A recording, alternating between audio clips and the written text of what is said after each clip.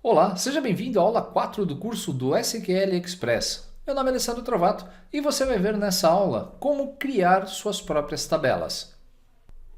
O processo de criação de tabelas pode ser feito de várias formas, tanto no método automático, aquele método em que nós entramos no ambiente do SQL Management Studio e criamos a tabela através do ambiente visual, como a partir de um script. Nessa aula, você vai ver o script, porque na aula passada nós falamos desse método manual de criação de tabelas.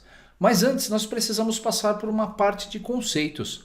Eu tenho certeza absoluta que você vai gostar dessa aula, e essa aula será sem dúvida nenhuma uma das melhores do todo o treinamento. Talvez essa aula fique extensa, e se ela ficar eu vou quebrá-la em duas partes, ou mais, dependendo do tempo de aula. Então você tem aqui, nessa nossa quarta aula, a criação de tabelas. Vou entrar aqui na parte da criação. Lembrando a nossa estrutura, nós temos aí algumas tabelas que precisam ser criadas dos cursos e a partir da tabela de cursos nós vamos montar turmas. E as turmas precisam de alunos, nós vamos utilizar a tabela alunos. A tabela presença vai registrar a presença de todos os alunos das turmas e nós também temos aqui a situação. Se o aluno estava presente, se ele faltou, se faltou justificado e justificado, não importa. Podemos criar diversas situações. A partir do momento em que nós vamos criar essas tabelas, nós temos aí a criação de forma manual que nós já vimos anteriormente na aula como fazer. Botão direito lá no SQL Management Studio e criar uma nova tabela. O processo não tem dificuldade. Mas antes de nós começarmos a criar as tabelas, é preciso ter um conceito muito importante na memória. O que difere os nossos dados ou o que permite que os nossos dados de tabelas diferenciadas conversem? Existe um campo muito importante nas nossas tabelas chamado de chave primária, ou primary key. A chave primária é aquela que não se repete e ela identifica um registro de forma exclusiva. Um exemplo disso, você tem o seu CPF. Não existe no Brasil outra pessoa com o mesmo número de CPF do que você. Então, a chave primária de uma pessoa é o seu CPF. Quando você compra um carro, normalmente esse carro tem um número de série, ou um número de chassi, ou um número de motor. Cada parte do seu carro tem um número especial e esse número também não se repete. Isso faz com que cada carro, cada objeto do seu carro tenha uma chave primária de identificação. Todas as vezes que você estiver trabalhando ou toda vez que você criar registros em suas tabelas, se você vai consumir essa tabela em outros locais, o ideal é que você tenha uma chave primária que não se repita e não pode ser nula. A chave primária, então, eu busquei o conceito para vocês da Primary Key ou PK, são os termos que normalmente se utilizam para identificar a chave primária. Observe, chaves primárias, sob o ponto de vista de um banco de dados relacional, referem-se aos conjuntos de um ou mais campos, cujos valores, considerando a combinação de valores, em caso de mais de uma chave primária, nunca se repetem na mesma tabela. E dessa forma podem ser usadas como um índice de referência para criar relacionamentos com as demais tabelas dos bancos de dados. Daí vem o nome banco de dados relacional. Portanto, uma chave primária nunca pode ter valor nulo nem repetição. Pois bem, a teoria é bonita e você já deve ter visto isso em vários lugares, mas o conceito de chave primária é mais simples do que parece. Você pode ter uma chave primária única com um único campo, ou você pode ter uma chave primária composta, com a união de mais de um campo. Mas isso é assunto lá para frente. A chave primária, como ela não se repete, ela permite a você pegar, por exemplo, vamos lá. Você fez uma compra em um determinado site e passou o seu CPF para esse site. Quando você passou o seu CPF, você passou a sua chave primária para a empresa, para que ela pudesse te identificar nas tabelas da Receita Federal aquela situação do seu CPF, se ele é regular, se ele é irregular. Você também deu chance dele consultar o Serasa para verificar se o seu CPF está na lista de inadimplentes ou não. Então a chave primária ela permite relacionar tabelas, fazendo a ligação entre elas. Você vai ver dois itens muito comuns também nessa nomenclatura chamado de dimensão e fato. O fato é a tabela da conclusão, por exemplo, as vendas. Quando você faz vendas, a tabela fato do seu banco de dados são as vendas efetuadas. E as tabelas auxiliares são chamadas tabelas de dimensão. E essas tabelas de dimensão são ligadas com a sua tabela fato através das suas chaves primárias. Mas espere, não existe só chave primária no banco de dados. existe também uma chave secundária, uma chave estrangeira. Então a chave primária é aquela que identifica de forma única o seu objeto dentro de uma tabela no banco de dados. Depois da chave primária, nós temos a chave estrangeira. A chave estrangeira também é conhecida como Foreign Key ou FK.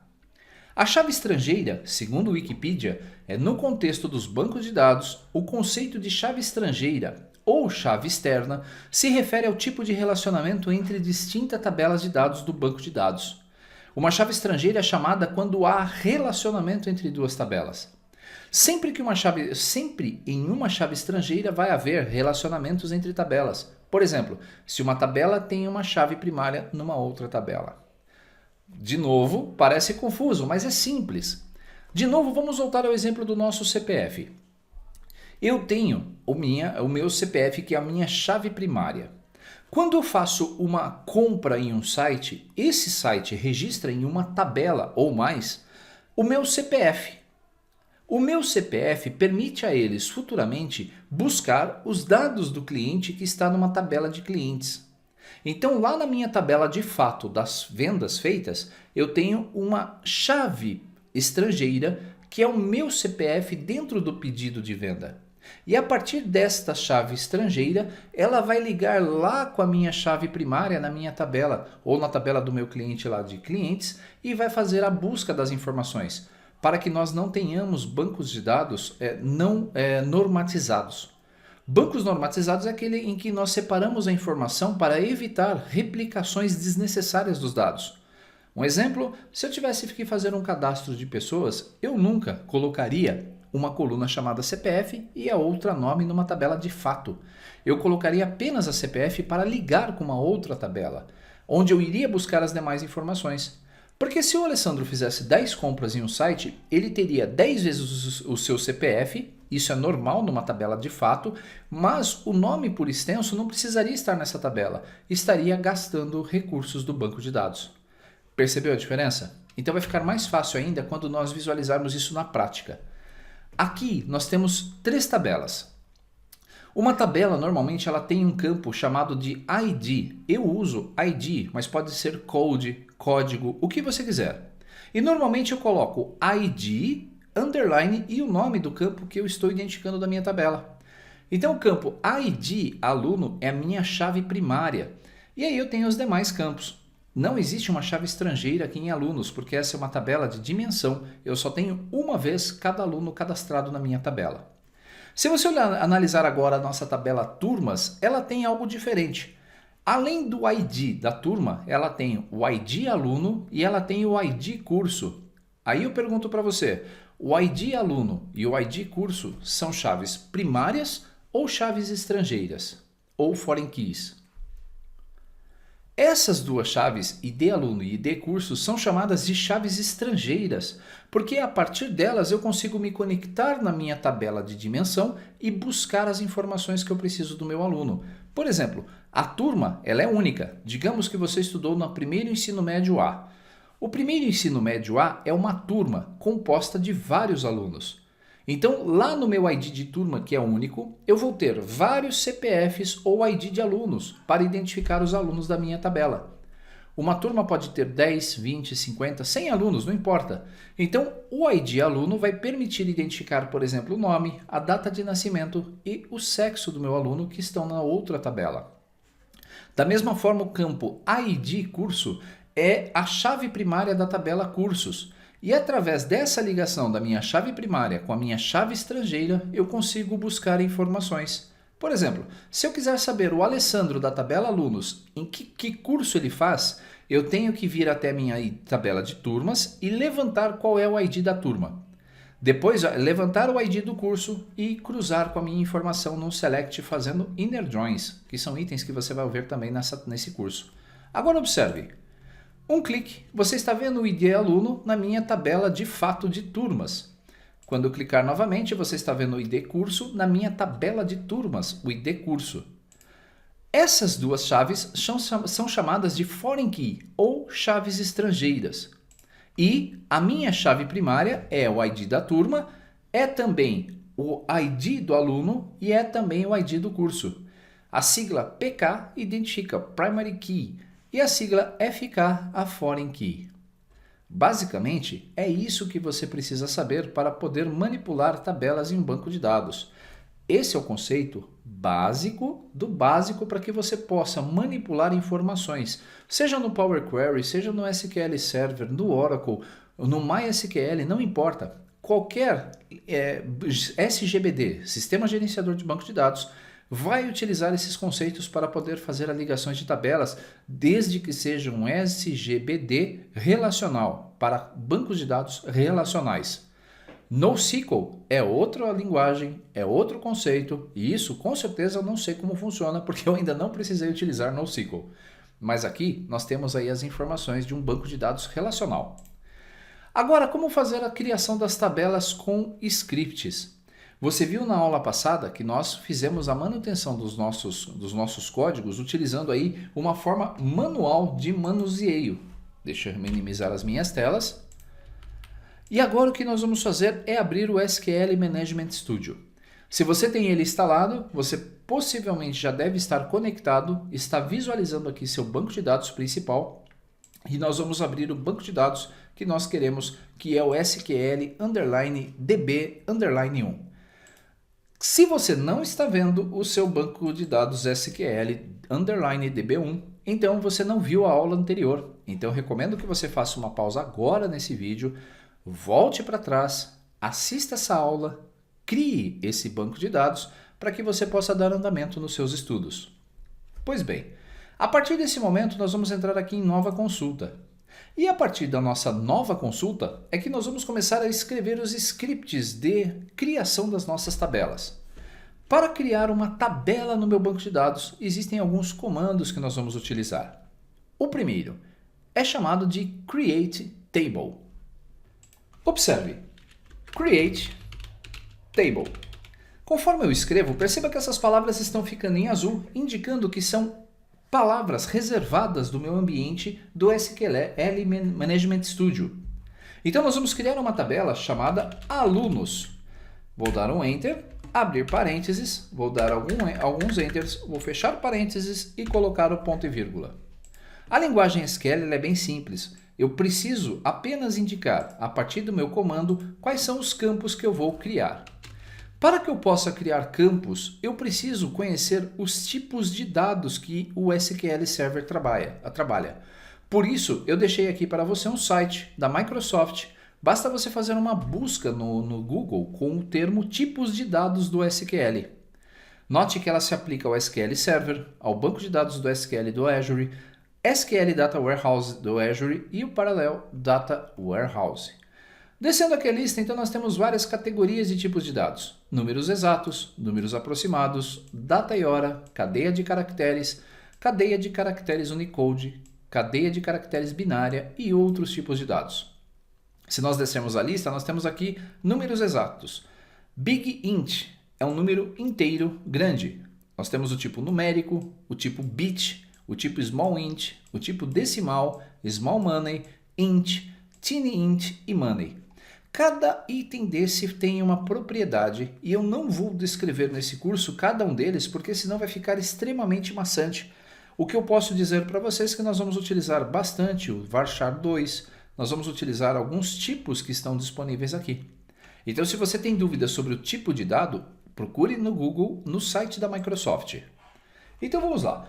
Primeiro passo, lembra que nós tínhamos lá na nossa tabela. Vamos visualizar aqui a nossa estrutura do banco para facilitar. Recomendo fortemente que você estude um pouco sobre modelagem para que possa fazer as suas tabelas. Então nós temos aqui uma tabela de alunos e precisamos modelá-la. Como eu já dei o comando de Create Alunos, eu vou iniciar ID aluno, que é o meu campo, será do tipo int, do tipo numérico. E ele será um primary key, ou seja, esse é o meu campo primário de criação da minha tabela. Eu poderia ainda colocar outro argumento aqui, not null, para que esse campo não ficasse null. Esses caracteres e essas instruções também podem ser rapidamente buscadas por você lá no YouTube em páginas específicas de assuntos do SQL. O campo nome do aluno vai ser do tipo varchar2. Você até pode dar esses espaçamentos, mas pode colocar tudo direto como eu vou fazer. O tipo varchar é um tipo de caractere e esse campo varchar vai ter um tamanho de 200 posições. Vírgula. Perceba que quando eu vou executar um comando no meu SQL, o final do comando tem um ponto e vírgula para separá-lo do próximo, que eu posso começar a escrever aqui embaixo. E dentro dos parênteses, nós devemos criar os campos separando as instruções com vírgula até a última linha, sendo que a última linha não tem essa vírgula. Vamos lá. Data, underline, nascimento é do tipo date, vírgula. O campo sexo é do tipo varchar de um caractere, masculino ou feminino. Se você quiser colocar aqui um código, basta dar 2 hífens e escrever M para masculino ou F para feminino. Esses comentários não são executados e eles ficam apenas aqui na sua linha de código. Depois, data cadastro é igual ao campo do tipo datetime, que tem data e hora embutido. Login cadastro vai ser do tipo varchar de 15 posições. Até aqui, observe que nós colocamos os campos da nossa tabela e eu dimensionei cada um deles, menos o campo de data e o campo de data e hora, porque eles não precisam, eles têm um tamanho fixo. Login cadastro e data cadastro é um item que eu gosto muito de fazer, porque eu sempre consigo controlar quem fez o cadastro e quando fez o cadastro de um determinado item na minha tabela. Então todo o meu registro tem isso. E a partir de agora, eu vou criar aqui uma constraint. E essa constraint vai se chamar fk_turmas. Uma constraint é uma restrição da minha tabela. Ela vai se chamar fk_turmas e essa constraint vai ser do tipo foreign key. E ela vai ser relacionada à minha tabela ID aluno e vai referenciar, olha como eu estou lendo o comando, o meu campo ID aluno lá da minha tabela cadê? Eu acho que eu esqueci o nome da minha tabela. Eu acho que não, eu acho que está certinho. Se nós executarmos esse comando aqui, vamos ver. Vou selecionar e vou pressionar aqui o botão executar. Se o comando for executado, então observe que ele vai mostrar uma mensagem indicando que deu certo. Se ele der errado, então ele vai mostrar o que aconteceu aqui comigo, uma mensagem, e vai indicar em que local está o erro. Como nós temos aqui uma tabela de alunos, eu preciso criar para a minha tabela, eu preciso referenciar o nome da tabela e ele colocou esse item aqui, essa linha que está indicando o erro. Então, essa ID alunos é uma constraint para a minha tabela de turmas. Só que tem um detalhe, Alessandro. A nossa tabela de turmas ainda não foi criada, então ele já tarjou aqui como não identificada. Observe que a chave estrangeira refere-se a uma tabela inválida de turmas. Quando você vai fazer a criação das suas tabelas, normalmente as constraints elas são adicionadas depois. Então eu vou apagar essa constraint porque nós não vamos inseri-la agora. Nós vamos simplesmente criar a nossa tabela com o básico necessário para trabalharmos. A partir do momento em que temos o comando pronto, eu vou selecionar todo o comando do create alunos e vou pressionar aqui o executar ou o F5. A partir desse momento, você vai visualizar na parte de baixo que os comandos foram concluídos com êxito. Se nós analisarmos agora aqui o nosso banco de dados, em tabelas, nós vamos visualizar a nossa tabela criada. Se você observar, a nossa tabela de alunos está aqui. Botão direito e já poderíamos ver as propriedades, poderíamos ver uma série de informações a respeito das nossas tabelas. Mas se eu quiser fazer um select, eu já posso aqui selecionar as 1000 primeiras linhas superiores. Basta clicar nesse item do menu que um select vai ser montado automaticamente para você, indicando os campos que ele quer que eu quero visualizar. Como nós ainda não vamos falar de selects, então eu vou fechar essa janela, não preciso me preocupar com ela agora. O importante é que a nossa tabela de alunos foi criada com sucesso.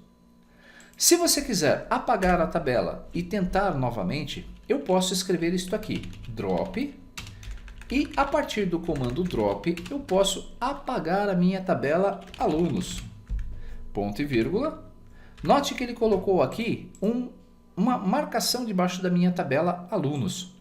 Vamos lá, drop table alunos.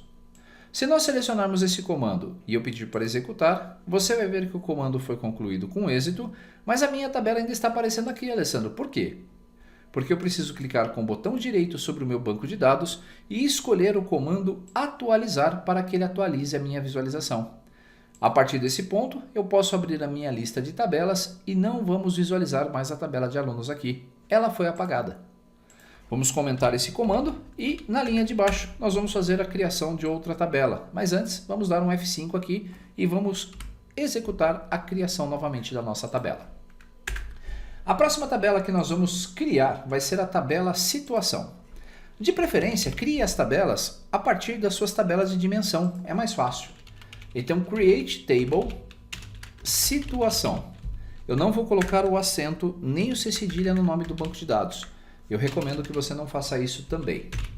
ID situação, que é a minha chave primária, vai ser do tipo int, vai ser a minha primary key, e também vai ser not null. Alessandro, eu posso usar esse comando not null em outros campos também? Sim. Por exemplo, aqui no campo nome você percebeu que eu não usei o campo not null. Mas o ideal seria nós virmos aqui e colocar not null para não permitir chaves primárias com nomes em branco. Da mesma forma, fazer isso com a data de nascimento e fazer isso com o sexo da pessoa. Data cadastro e login cadastro eu também gostaria que fossem campos obrigatórios.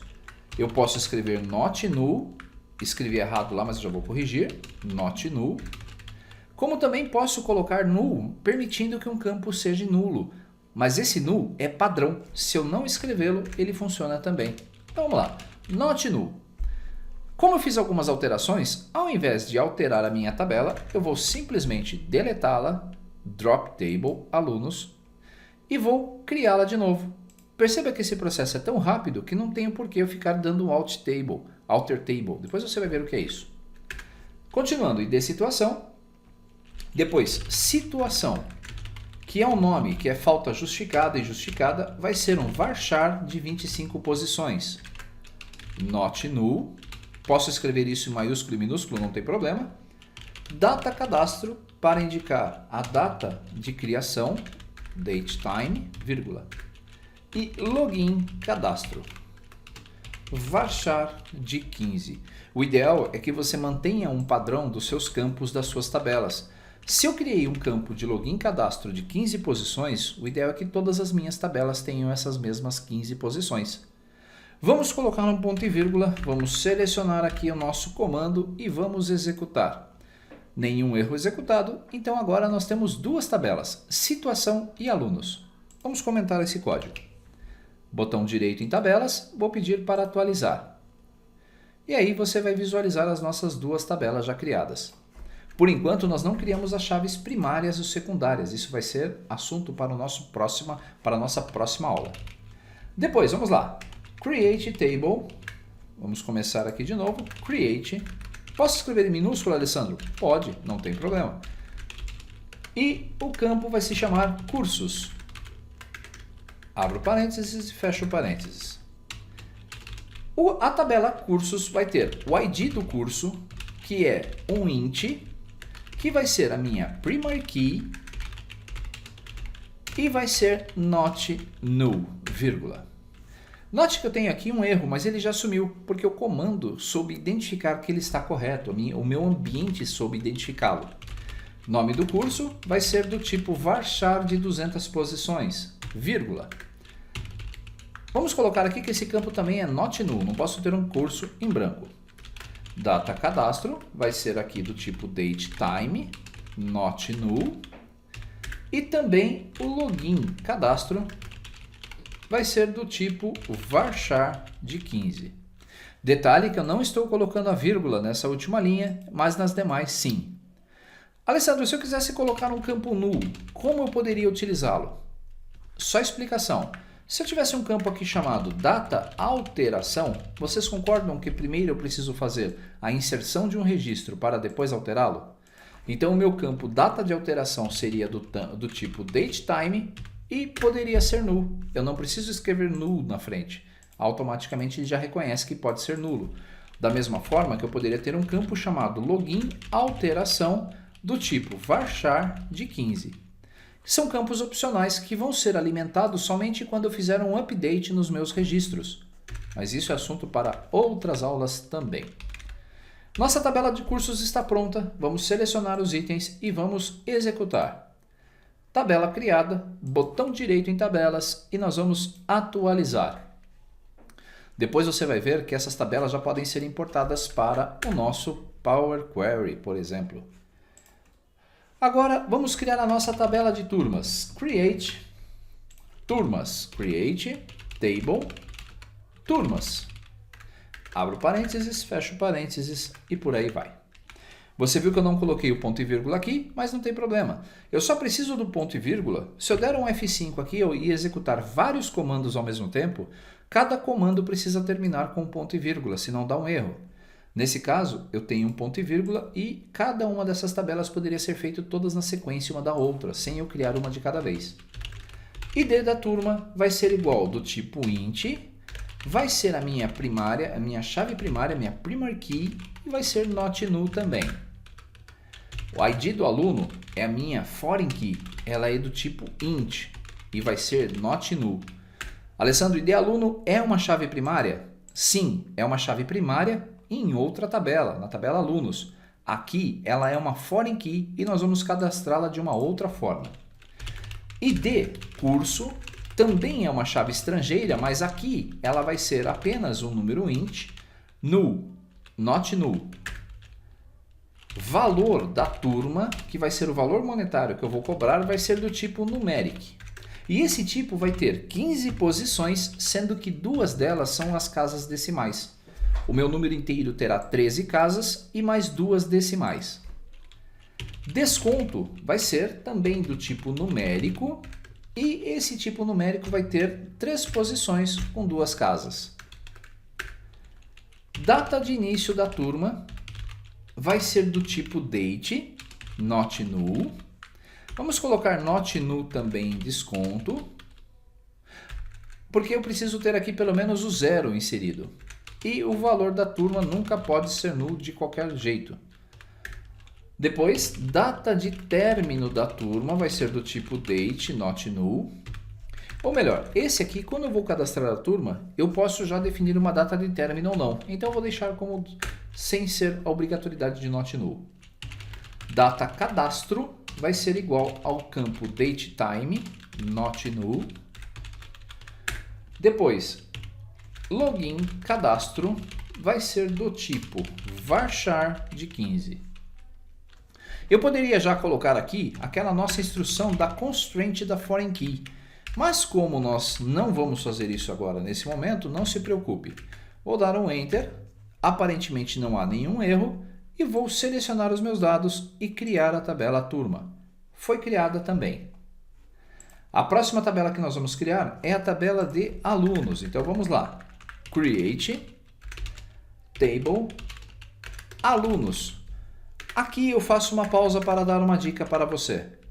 Escreva esses scripts, aprenda a escrever. Nós aprendemos muito mais quando nós praticamos os conceitos. Então, se eu escrever os comandos, eu estarei assimilando-os com mais facilidade. ID aluno vai ser do tipo int, vai ser a minha primary key e vai ser not null também. Depois, o nome do meu aluno vai ser do tipo varchar de 200 posições. A data de nascimento dele vai ser do tipo date. Nesse caso, o nome é not null também. E o campo data de nascimento not null. Data de nascimento e documentos são obrigatórios, então dificilmente serão nulos. A não ser, é claro, em RG, que você pode tirar depois, caso seja uma criança, o seu cadastro tenha criança.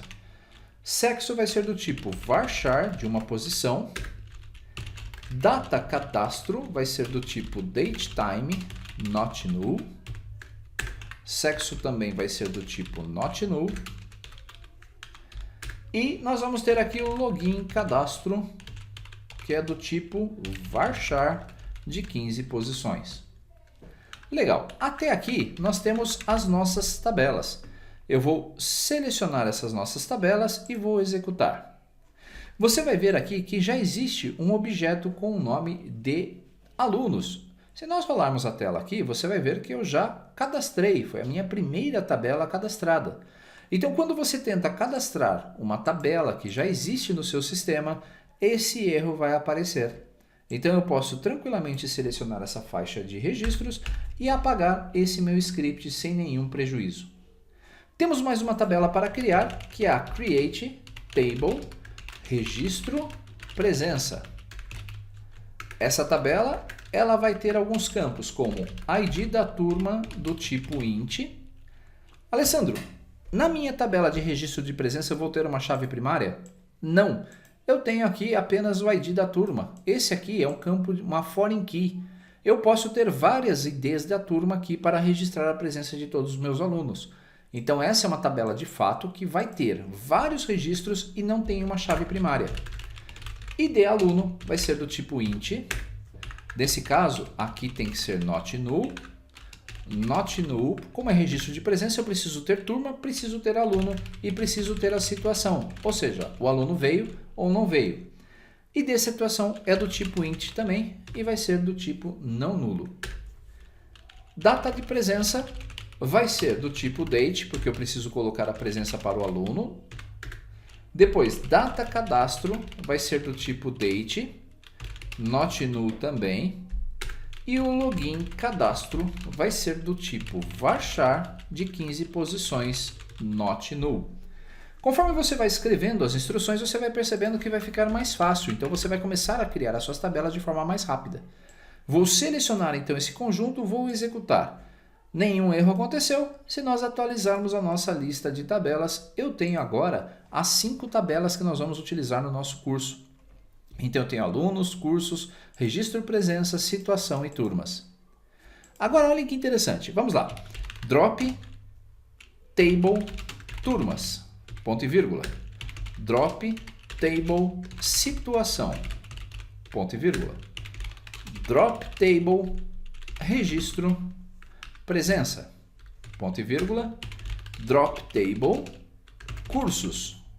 Ponto e vírgula. E drop table, você não vai esquecer mais o comando drop table. Alunos, ponto e vírgula.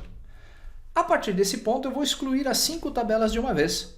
Basta selecionar os 5 comandos e executar. Você vai ver que todos os comandos foram executados com êxito. Se eu pedir para ele atualizar a minha lista de tabelas, elas sumiram, porque nós executamos todas essas instruções com ponto e vírgula no final. Agora eu quero comentar todo esse bloco. Barra, asterisco e lá no final, asterisco, barra. Com isso, nós criamos uma linha de comentários ou uma região de comentários em que os comandos que estão dentro desses dois símbolos não são executados. Agora vamos colocar o ponto e vírgula aqui. Vamos colocar o ponto e vírgula no final de cada um desses comandos e ver se o drop está comentado. Tabela alunos, tabela situação, tabela cursos, tabela turmas e tabela de registro presença. Vou executar o comando. Comandos concluídos com êxito. Isso me leva a pensar que todas as tabelas foram criadas com sucesso. Se eu atualizar, você vai ver todas as 5 tabelas criadas de uma única vez. Vou salvar esses scripts para deixar disponível para você fazer o download lá no meu blog no www.alessandrotrovato.com.br. Vou colocar aqui SQL Server, aula 04, scripts de criação de tabelas. Existem ainda muitas outras instruções que eu vou ensinar para vocês a cadastrar. Por enquanto, você está apenas aprendendo a criar as suas tabelas. Vou minimizar aqui também e vou abrir o meu Power Query ou o meu Power BI e através do Power Query nós vamos acessar essas nossas tabelas. E você vai ver que o seu repositório, que a sua ferramenta de análise já está preparada para trabalhar com seus dados. É claro, falta muita coisa aí. Nas tabelas que nós criamos, faltam os relacionamentos, ou seja, eu preciso ligar a chave primária com a chave secundária da tabela para que os meus selects funcionem.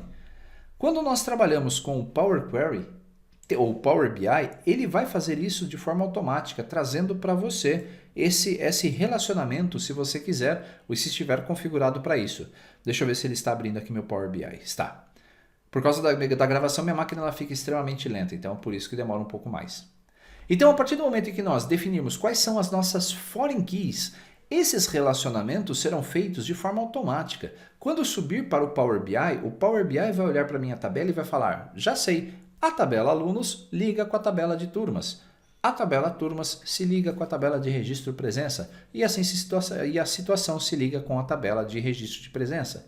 Então ele já vai saber, através da foreign key e das primary keys, quais são as tabelas que ele utiliza no relacionamento entre eles. Mais um minutinho, está carregando o meu Power BI Desktop. Ambiente carregado. Agora observe, fontes recentes. Eu vou entrar aqui lá no meu Note SQL. Vamos obter dados. A partir do obter dados, nós vamos conectar a minha instância do SQL local. Então, banco de dados do SQL Server e conectar. A janela do conector será exibida. O servidor está em Node ale/SQL Trovato. Esse é o nome da minha máquina, lembra? Você deve também colocar aí o nome da sua máquina no caso da conexão.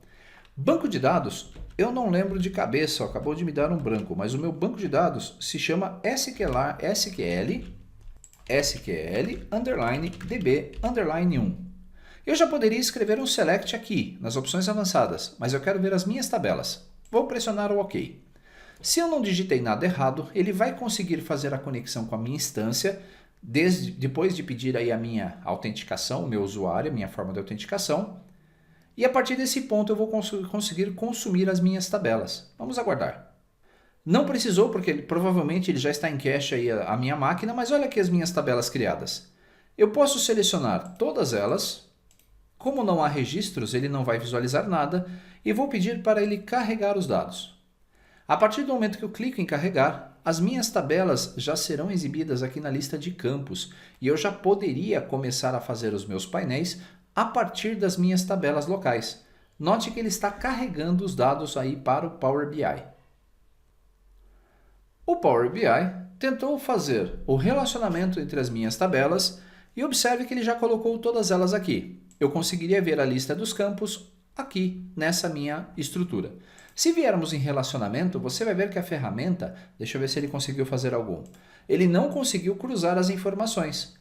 Mas isso não é preocupante, porque eu posso fazer o relacionamento manual, mas como o objetivo desse curso é falar sobre banco de dados, esses relacionamentos já vão vir prontos na próxima aula. Então, se você pegar aqui o ID aluno da tabela alunos, ele está aqui na minha tabela de registro de presença. Basta arrastar um campo sobre o outro e você vai visualizar que essa estrutura, o relacionamento, vai ser criado. Eu posso pegar a minha tabela de ID curso e cruzar com o ID curso da tabela de turmas. Da mesma forma, eu posso pegar o ID do curso, o ID do aluno e cruzar com o ID do aluno do registro de presença. Como também posso pegar aqui o ID do aluno da tabela alunos. Se eu quisesse chegar no registro de presença, eu poderia vir direto ou não. Veja que ele colocou aqui um relacionamento temporário. Se eu desativar esse relacionamento e eu passar obrigatoriamente pela minha tabela de alunos, que é a minha tabela de dimensão dos alunos, observe. Eu posso ativar depois esse relacionamento. A situação é a mesma coisa. O ID situação eu poderia cruzar com a minha tabela de presença e cruzando todos os campos eu poderia fazer aí exatamente isso. Trabalhar e montar os meus painéis. Não se preocupe com essas tabelas, não se preocupe com esse layout que você vai aprender a fazer isso no decorrer desse treinamento. Por enquanto, eu só quis mostrar que já é possível conectar as suas tabelas utilizando ferramentas como o Power BI ou ainda o Excel. É fantástico quando você começa a entrar nesse mundo e percebe como ele pode ser grande e quantos recursos estão disponíveis aí para você. Essa aula já está com 41 minutos, eu diria que é uma mega aula. Se você quer aprender então a fazer as suas tabelas, dedique um tempo a você, use essas tabelas, crie as tabelas, escreva os seus scripts, justamente para que você possa praticar os conceitos e assimilá-los. Vamos lá cancelar, eu quero mostrar essa apresentação.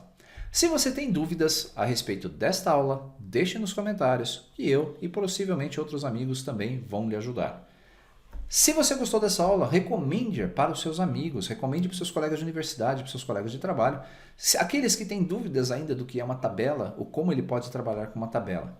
Na próxima aula nós vamos falar sobre os relacionamentos e nós vamos começar a fazer as ligações das nossas tabelas utilizando aí as nossas chaves primárias e as nossas chaves estrangeiras. Isso era um assunto que te deixava de cabelo branco? Pois agora acredito que não deixe mais. Faça o teste, tente criar algumas tabelas aí, faça a modelagem e você vai perceber que o conceito é muito mais fácil do que parece. Acesse www.alessandrotrovato.com.br e tenha acesso ao script que nós criamos nessa aula lá na página de downloads. Se você não é inscrito ainda no meu portal, vá lá, se inscreva para ter acesso a todo o material que eu produzo.